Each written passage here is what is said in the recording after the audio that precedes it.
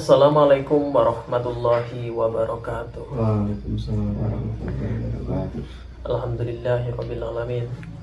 Wa bihi nasta'inu ala umuri dunya waddin.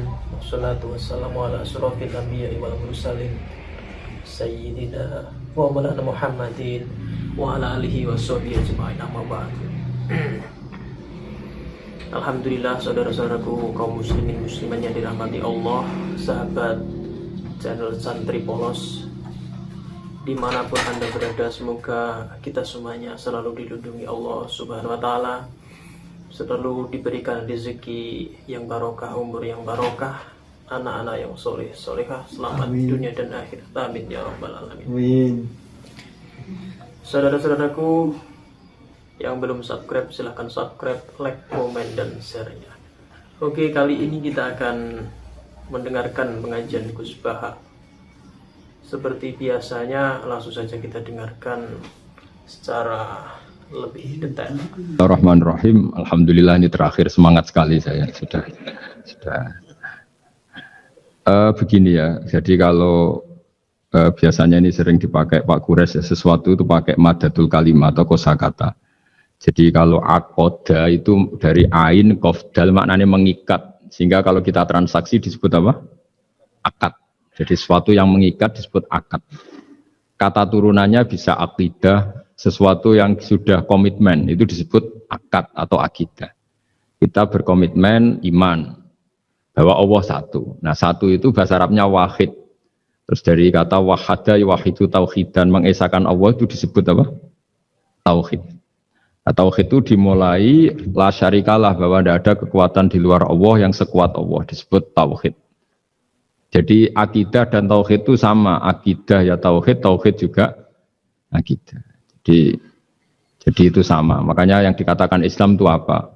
Yang dikatakan Islam itu adalah al-i'tiqad atau al-aqidah bil janan, akidah tertanam di hati, wa nutqu bil lisan, kemudian akidah itu kita lafadzkan, kita ucapkan, wal amal bil arkan, dan implementasi fisik kita juga seperti itu.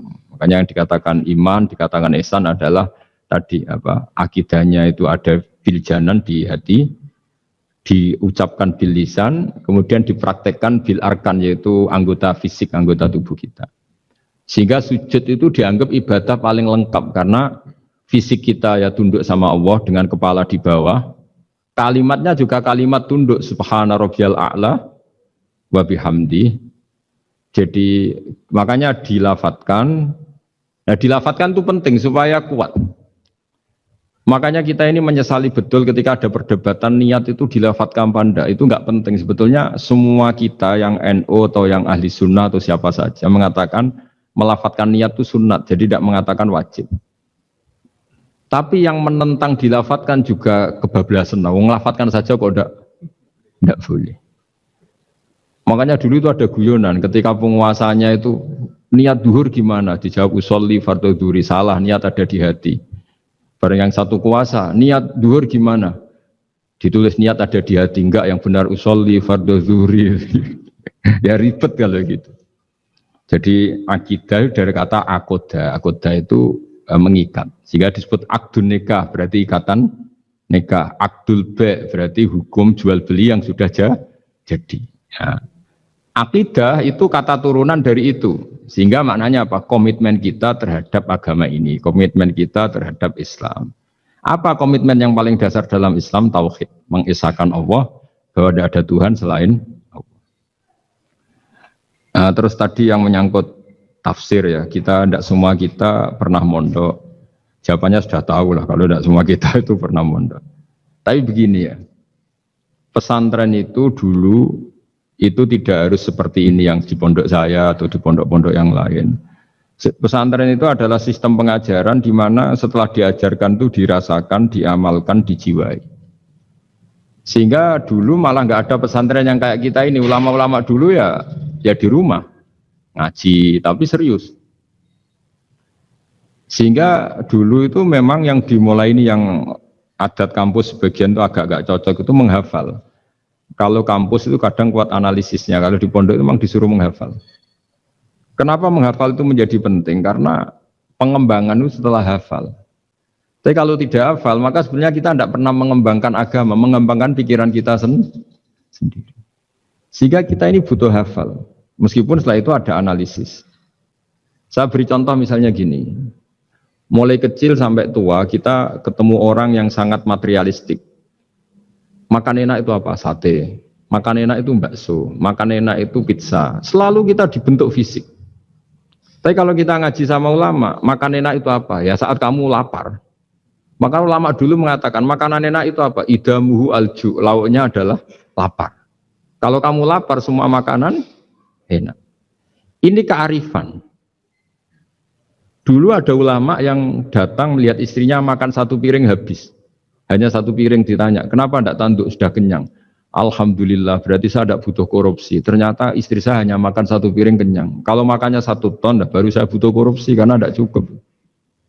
Begitu juga melihat ngopi. Setiap orang cowok kalau ngopi itu senang sekali. Bahwa ternyata untuk senang itu tidak harus selingkuh, tidak harus maksiat, tidak harus ke klub atau tempat-tempat yang salah. Jadi ulama dulu itu cara kearifannya itu dijaga oleh hal-hal yang sepele. Ternyata saya ngopi itu bisa senang. Ya berarti senang itu tidak harus maksiat. Gendong anak senangnya bukan main, melihat anaknya sehat tidur senang. Sehingga ulama dulu mengatakan al-istidrad bil mubahat min qutbuddin. Menikmati hal yang dibolehkan Allah itu qutbuddin, pokok dari agama ini. Nah, kenapa orang butuh maksiat? Karena nggak bisa nikmati hal-hal seperti ini. Makanya beragama itu harus nyaman. Dengan nyaman ini diharapkan orang nggak butuh nyaman lewat jalur yang tidak benar. Orang ketemu cucunya senang, ketemu anak senang, ngopi senang. Hal-hal yang taat ya. Apalagi Rasulullah SAW dengan sholat itu senangnya bukan main, sampai beliau ngintikan wa qurratu aini fis sholat. Logikanya gampang, kalau kita jagongan ya ngerumpi sama yang kita cintai senang, apalagi ngerumpi sama Allah Subhanahu wa Ta'ala kalau boleh dibahasakan, karena sholat itu artinya kamu muamalah, munajat, jagongan, asik-asikan sama Allah Ta'ala. Rabbana lakal hamdu, engkau mempunyai segala puji yang di langit maupun di bumi, yang memenuhi langit dan bumi. Jadi itu yang harus jadi solusi bangsa ini. Coba misalnya malam-malam macet, andai kan malam-malam banyak yang tahajud kan Jakarta itu tidak macet.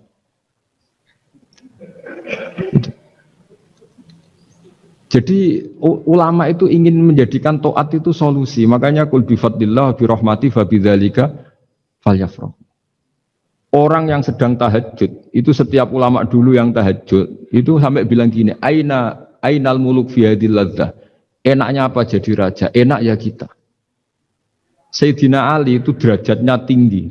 Di antaranya disebabkan beliau kalau wiridan gini, saya hafal wiridannya. Kafani izzan an takuna li robban wa kafani fakhron an akuna laka abdan. Gusti, saya ini punya nikmat yang luar biasa karena menjadi Tuhan untuk engkau. Zat yang abadi, yang kekal, yang pertama. Coba kalau saya jadi hambanya Fir'aun, Tuhan mati tenggelam lagi, kan nggak ada kerennya. Udah gitu sekarang jadi tontonan lagi coba. Andai kan kamu punya Tuhan Fir'aun kayak apa tersiknya? Sudah Tuhan mati jadi tontonan. Sudahlah Gusti, keren saya ini karena punya Tuhan engkau, zat yang abadi, yang lahul asmaul husna. Wa kafani fakhron an akuna laka abdan, dan saya keren sekali karena menjadi budak engkau, menjadi hamba engkau. Coba kalau saya jadi hamba sesama manusia, kerennya apa? Podo menusane, podo lemah, podo mati ini harus saling memperbudak. Kerennya apa? Coba? Jadi orang dulu itu kalau sudah munajat, makanya Nabi ngintikan wa qurratu aini fis sholat. Kalau sudah sholat tuh nyamannya bukan. Jika masyhur dalam cerita-cerita ketika Umar kena panah dan panah itu bentuknya kayak pancing, kalau ditarik sakit karena bentuknya kayak jangkar itu. Umar minta apa? Nanti tarik ketika aku sholat. Ketika sholat beliau ditarik beliau tidak kerasa. Dan itu harus dilatih. Ya tadi, jadi, Quran, saya ulang lagi, Quran itu harus ditafsirkan seperti ini. Kalau tidak, maka orang akan menanyakan. Saya juga pernah ditanya orang yang sebetulnya ya agak kurang ajar, tapi tak anggap bodoh sajalah daripada dianggap kurang ajar. Hebatnya apa Gus? Quran mengatakan wa kulu washrobu, sementara ini kitab suci yang sakral. Kenapa hanya bakas makan dan minum? Saya bilang orang bakas Alphard, bakas Mars, bakas planet Jupiter itu enggak keren karena enggak bakas enggak mati. Tapi kalau orang enggak makan, mati, berarti Quran membakas kebutuhan dasar manusia. Jadi mendesak, makan tuh mendesak. Nah, kenapa harus dibahas? Dalam hukum dunia manapun yang namanya mengambil milik orang lain itu harus pamit. Semua alam ini milik Allah, sehingga kita boleh makan tuh nunggu izinnya Allah. Maka Allah dulu yang ngendikan kulu, kamu boleh makan, baru kita boleh makan. Makanya Islam menganjurkan kita makan baca bismillah, itu pamit yang punya. Kamu pernah beli oksigen, kamu pernah beli buah-buahan sama Allah, tidak pernah beli kan? Itu maling semua itu sebetulnya. Karena tidak pamit sama yang punya. Coba kalau itu milik orang lain, kita langsung makan disebut maling enggak? Sekarang kamu makan itu tanpa pamit Allah, kira-kira maling enggak? Kalau kita keras sebenarnya itu maling juga. Makanya kita dianjurkan baca bismillah. Untung Allah baik, enggak ngelaporkan ke polisi.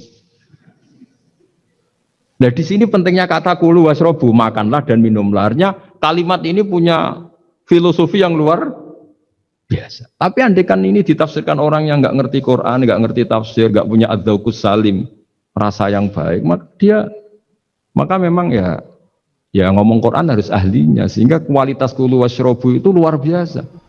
Syukur alhamdulillah kita baru saja menyimak pengajian dari Gus Baha. Semoga ilmu yang kita dapat kali ini benar-benar bermanfaat buat diri kita, anak-anak cucu kita, dan juga buat saudara-saudara kita yang seiman.